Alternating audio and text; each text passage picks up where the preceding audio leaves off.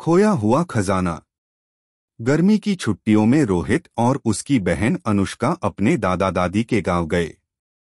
गांव के पास एक पुराना किला था जिसके बारे में दादी ने बचपन में उन्हें कई रहस्यमयी कहानियां सुनाई थीं।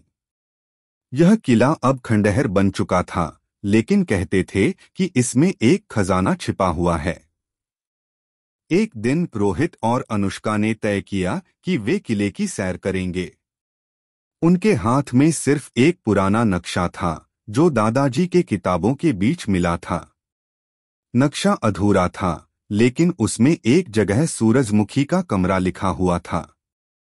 दोनों ने सोचा शायद यही खजाने का रास्ता हो। किले के अंदर घुसते ही अंधेरा और ठंडी हवा का एहसास हुआ। अनुष्का ने डरते हुए कहा, क्या हमें वापस चलना चाहिए? लेकिन रोहित ने मुस्कुराकर जवाब दिया, डरना मना है। चलो, खजाना हमारा इंतजार कर रहा है। वे नक्शे के अनुसार चलने लगे।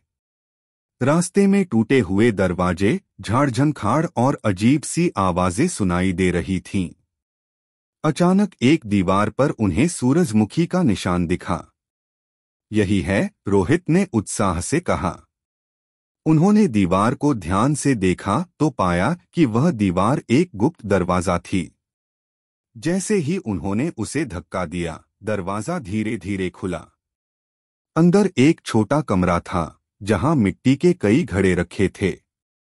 अनुष्का ने झुककर एक घड़े को खोला और उसकी आंखें चमक उठीं। सोने के सिक्के, वह खुशी से चिल्लाई। लेकिन तभी कमरे में हलचल हुई।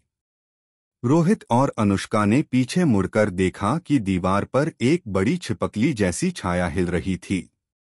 दोनों डर गए, लेकिन तभी उन्होंने महसूस किया कि यह सिर्फ एक पुराने खंभे की परछाई थी। उन्होंने सिक्कों से भरे दो छोटे घड़े उठाए और जल्दी से बाहर निकल आए।